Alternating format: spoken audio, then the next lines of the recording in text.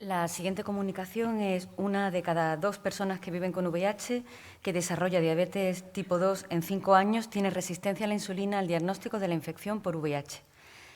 Y lo presentará la doctora María Luisa Montes.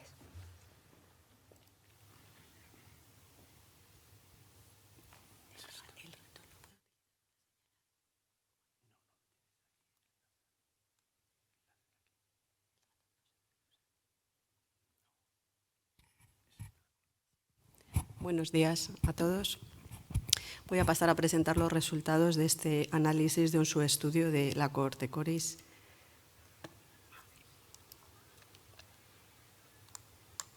Como todos sabéis, la diabetes mellitus tipo 2 es una de las enfermedades más incidentes y prevalentes a nivel mundial. Y en España tenemos datos del Estudio Nacional Prospectivo Diabet.es que muestra una tasa de incidencia de 11,6 casos por 1.000 personas año. Este estudio, además de estos datos actualizados y relevantes en población general mayor de 18 años, mostraba que la glucemia alterada en ayunas tenía una capacidad de predicción con un ratio de 11,7 para el desarrollo de diabetes mellitus en los siguientes 7 años. El año pasado comunicamos en el Congreso de GESIDA los primeros resultados sobre el estudio de incidencia de diabetes mellitus en la cohorte CORIS, en el que destacaba que 15 casos por 1.000 personas año en los mayores de 50 era lo esperable. Y en aquel análisis encontramos que la edad y la coinfección por el virus de la hepatitis C fueron los factores independientemente asociados. En este análisis que presentamos ahora, nuestro objetivo es describir qué características metabólicas tienen en el momento del diagnóstico las personas infectadas por VIH que desarrollarán diabetes en los siguientes años. Como todos sabéis, la resistencia a la insulina es clave en el desarrollo tanto de la diabetes mellitus como de la enfermedad por hígado graso. Y la interrelación de estas tres entidades es de extrema importancia, de extrema complejidad y para la que falta mucho conocimiento, tanto en la población general como en las personas infectadas por VIH. Por lo tanto, creíamos muy importante empezar a investigar qué ocurre con este fenómeno de la resistencia a la insulina en nuestra población y además en población española. Para ello, analizamos 6.007 sujetos incluidos en la cohorte CORIS que iniciaron el tratamiento antirretroviral entre enero de 2010 y diciembre de 2019. Estos pacientes no tenían que tener diabetes al momento del inicio. Excluimos a todos los pacientes con virus B y virus C por la información que os contaba antes de que el virus C es un factor que favorece. No excluimos pacientes ni por mortalidad ni por tiempo de seguimiento. ¿Y cómo definimos los casos de diabetes? ¿Cómo se recogieron? Como todos los que participáis en CORIS sabéis, hay una variable que es diagnóstico de diabetes y esos fueron evidentemente los primeros casos que recogimos. Esto supuso el 62% de los diagnósticos que encontramos, pero además también sabemos, y aquí ya se presentó ayer en algún trabajo, que hay un infradiagnóstico de la diabetes y por tanto hicimos el esfuerzo de buscar pacientes que tenían al menos 2 glucemias superiores a 126 miligramos por decilitro y de esta manera encontramos un 27% más de casos. Y además, sujetos que recibían tratamiento hipoglucemiante. La fecha que se utilizó para el momento del diagnóstico fue la que primero ocurriera de estas 3 condiciones. Para analizar la resistencia a la insulina, para aproximarnos a la resistencia a la insulina o a la esteatosis hepática o a la fibrosis, hemos utilizado marcadores serológicos. Hemos utilizado el índice de triglicéridos y glucosa. Tiene 2 fórmulas este índice y me voy a detener aquí un poquito porque creo que esto es importante entender. Este índice tiene las características interesantes de que es un índice muy fácil de utilizar y muy barato de calcular. En la primera fórmula que os pongo, que es la fórmula de la resistencia a la insulina, la variación básicamente es donde pongamos el paréntesis y si el logaritmo neperiano aplica antes o después de hacer el cociente. Básicamente es eso. Pero, aunque parezca algo que es una diferencia pequeña, las 2 fórmulas están validadas. En la primera, la fórmula para la resistencia a la insulina, tiene un área bajo la curva, ¿veis? Es un intervalo de confianza amplio y ese tiene su explicación en que la definición de resistencia a la insulina tiene también sus más y sus menos, sobre todo cuando hablamos del HOMA-IR.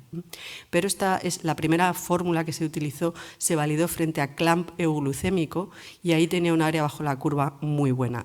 El punto de corte que utilizamos, hay un metaanálisis al que le interese, que está referenciado, es mayor de 4,68. En cuanto a la fórmula para esteatosis, está validada frente a 400 biopsias de personas con enfermedad hepática y tiene un área bajo la curva de 0,9 para el diagnóstico de esteatosis superior al 5% de los hepatocitos. Pongo HSI, aunque no vamos a trabajar con él, y es una fórmula buena y me consta que hay otros grupos que han investigado con ella, porque en nuestra cohorte tiene una importante limitación, y es que requiere para su cálculo el índice de masa corporal. Y como sabéis, desde 2014 se han empezado a incorporar los datos de peso en la cohorte CORIS, pero previamente no era así. Además, utilizamos FIB4 porque es el índice que mejor recoge la fibrosis en población con VIH, pero como veis, los puntos de corte que hemos utilizado son los que están validados en el contexto de la enfermedad por hígado graso. Menos de 1,3 descartamos fibrosis significativa, es decir, equivaldría a F0, F1, más de 2,7 fibrosis avanzada y como muchos de estos scores tenemos un área gris. Y para APRI utilizamos solo el punto de 0,5 como punto de exclusión. Utilizamos una metodología habitual para la descripción de las variables. Se calculó la tasa de incidencia de diabetes en este grupo de pacientes y la prevalencia por año de seguimiento. Y luego realizamos un análisis de regresión logística para poder estimar la asociación entre cada uno de los marcadores. Resistencia a la insulina por un lado, el marcador de esteatosis, el de fibrosis y la aparición de diabetes mellitus en los siguientes 5 años tras el inicio del tratamiento antirretroviral. Cada uno de estos análisis estuvo ajustado por la edad, que como hemos dicho es el factor más importante, por el tiempo de observación y por el momento del inicio del tratamiento antirretroviral. Y aquí lo que decidimos fue crear una variable que se llama empezar antes o después de 2015, porque creemos que es la que recoge de alguna manera no solo la era de las integrasas, sino también, como hemos comentado estos días en el Congreso, ese momento en el que el estudio START nos dice que tenemos que empezar lo antes posible. Encontramos 119 diagnósticos de diabetes mellitus durante los 5 años de seguimiento. Estas son las características de los pacientes que desarrollaron y no desarrollaron diabetes durante este periodo. Y como no podía ser de otro modo, son muy diferentes. En la proporción de hombres y mujeres son exactamente iguales, pero básicamente eran pacientes más mayores, con una edad mediana de 45 años. Había una proporción más elevada de hombres que habían adquirido la infección por vía de transmisión heterosexual. Había una proporción más elevada de pacientes con nivel de estudio bajos. El tiempo de seguimiento era algo mayor. Algo inferior la mediana de CD4, aunque como veis no dramáticamente distinta. Algo inferior también la carga viral de VIH, pero igual poquita diferencia. Eran diferentes en el momento basal ya en la glucemia, en los triglicéridos, no así en el colesterol y sí en el colesterol HDL. En cuanto a la proporción de pacientes que tenían sobrepeso y obesidad, os pongo un asterisco por lo que he comentado antes, porque es un dato que falta en muchos pacientes y, por tanto, esos porcentajes que veis ahí no concuerdan con las senes de arriba. No hubo diferencias en los senos en el momento basal, cardiovasculares y tampoco en el consumo peligroso de alcohol. Esta gráfica recoge tanto la incidencia anual en la línea como las barras, la prevalencia acumulada. La incidencia anual representa a los nuevos casos de diabetes por la cantidad de pacientes a riesgo y, como veis, es una incidencia que se mantiene estable en el tiempo. Y en la prevalencia acumulada pues se van sumando los pacientes que desarrollan diabetes y aquí se excluyen los pacientes que se pierden al seguimiento en el denominador. Los meses de observación ya habíamos dicho antes que eran distintos entre los pacientes que desarrollan y no desarrollan y es importante también destacar que la mediana de tiempo en la que se produce el diagnóstico de diabetes fue de 24 meses con el intervalo de confianza que veis. ¿Qué características metabólicas tenían estos pacientes en situación basal en función del desarrollo de diabetes mellitus? En primer lugar, describimos las medianas y el P25, P75 de cada uno de los scores y, como veis, de manera significativa, tanto el TIG de esteatosis como de resistencia a la insulina, FIB4 que no APRI, fueron estadísticamente significativos. Si lo que hacemos es calcular el porcentaje de pacientes que tenían resistencia a la insulina, esteatosis hepática o una fibrosis de F2 en adelante por el marcador, como podéis ver, los porcentajes son muy distintos y de aquí el título de la presentación. El 53% de los pacientes que desarrollarán diabetes ya tenían un marcador de resistencia a la insulina en el momento previo al inicio del tratamiento antirretroviral. El 84% de los pacientes que desarrollarán diabetes ya tenían esteatosis hepática en el momento previo al inicio al tratamiento antirretroviral. También había una proporción más elevada de pacientes con fibrosis por encima de F0, F1 y fibrosis significativa, todo ello medido por FIB4. En esta gráfica lo que mostramos es la diferencia en las tasas de incidencia de diabetes en función de los resultados del marcador categorizado. Como veis, en todos ellos esa razón de tasas fue significativamente distinta, siendo las diferencias más marcadas en los índices tanto de esteatosis como de resistencia a la insulina. Finalmente, hicimos el análisis de regresión logística que comentaba en la metodología. Los he juntado en una tabla. Esto no significa que estuvieran todos en el mismo análisis. Quiero aclarar que es el resultado de los ratios para cada uno de estos índices ajustado por las variables que he comentado. Y como veis, los pacientes con un índice de esteatosis positivo en el momento basal tuvieron una probabilidad 4,7 veces mayor de desarrollar diabetes mellitus a los 5 años del momento cero del inicio del tratamiento antirretroviral. Y con respecto a la resistencia a la insulina, una probabilidad de 2,2 veces superior. Con estos resultados podemos concluir que las personas que viven con VIH y que desarrollan diabetes mellitus en su proceso de envejecimiento presentan una prevalencia muy elevada de resistencia a la insulina y esteatosis hepática previo al impacto de cualquier tratamiento antirretroviral. Por todo ello, se debe medir la resistencia a la insulina y la esteatosis hepática en todas las personas a las que se diagnostica infección por VIH en el momento actual.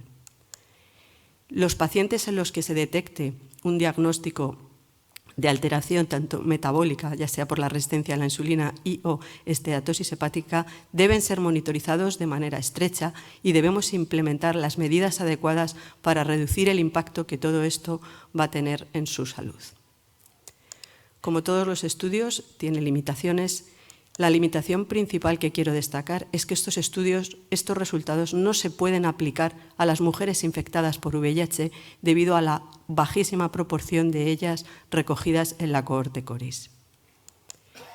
Los datos de peso e índice de masa corporal están muy incompletos en nuestra cohorte y creo que es importante traer aquí la reflexión de que si queremos que CORIS siga siendo una cohorte que vaya alumbrando el conocimiento en los nuevos retos del tratamiento de los pacientes infectados por VIH, quizás debemos incorporar alguna variable nueva y hacer todo el esfuerzo en que sean de la mayor calidad posible estos datos.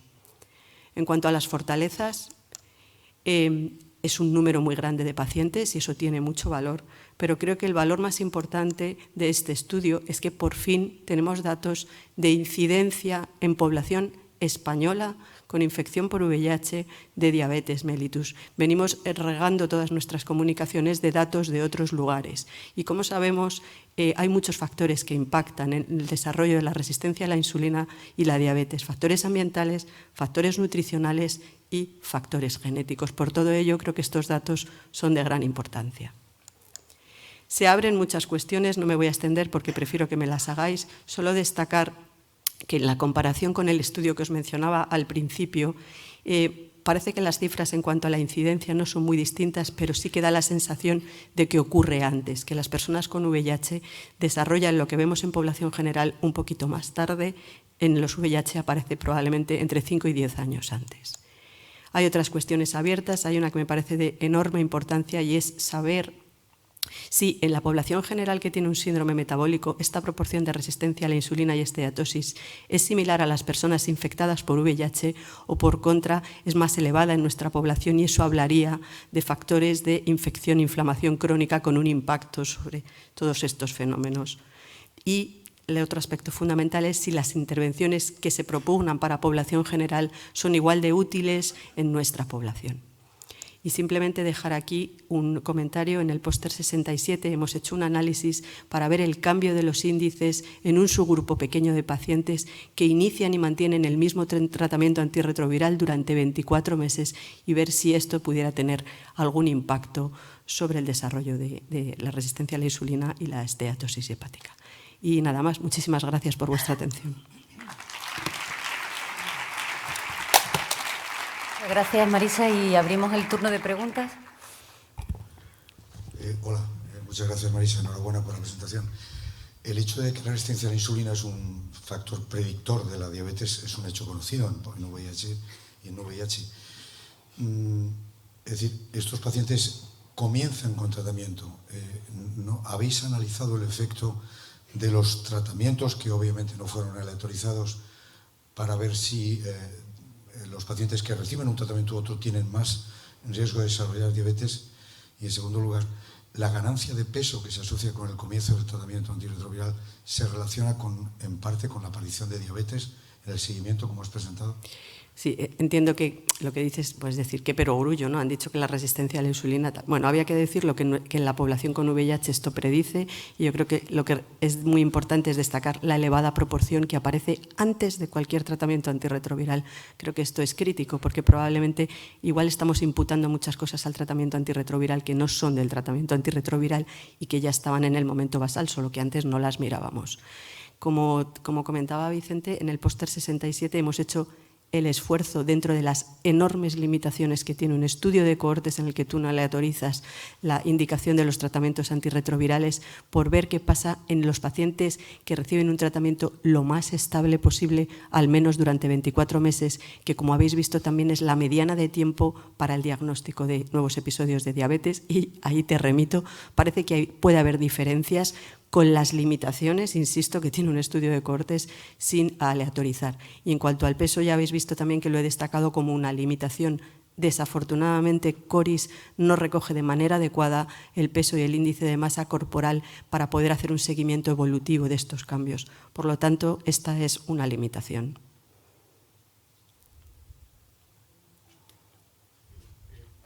Muchísimas gracias, la verdad, y a todo el equipo de investigadores que habéis participado, y de nuevo pues a la CORIS por un estudio importante adicional. El estudio es muy bonito pero muy preocupante. La verdad es que yo creo que, tal como ha recalcado, son datos españoles, probablemente quizá podían ser extensibles a otros países europeos que sean similares, pero esto tiene implicaciones clínicas. Por tanto, GESIDA, que elabora guías, elaboramos guías, que esto tienen una relevancia en la práctica clínica. Yo creo que es de primera magnitud, eso por un lado, para mirarlo como tú has mencionado muy bien, y probablemente para reconocer esta situación por la magnitud e importancia que tiene para establecer nuevos estudios de cohortes, o bien en la RIS o bien de otra manera que puedan generar más información para prevenir la diabetes o para detectarla precozmente, ¿no? Efectivamente, yo creo que esto también, bueno, como todos los estudios de cohortes, son mucho más generadores de hipótesis y creo que esto lo que sí que nos tiene que abrir es una nueva perspectiva. También se ha comentado aquí la importantísima interrelación entre todo este fenómeno metabólico y los aspectos inmunes, así que creo que estamos obligados a trabajar de manera colaborativa y aumentar el conocimiento en este campo, que creo que es súper relevante. Muchas gracias. Gracias, Marisa.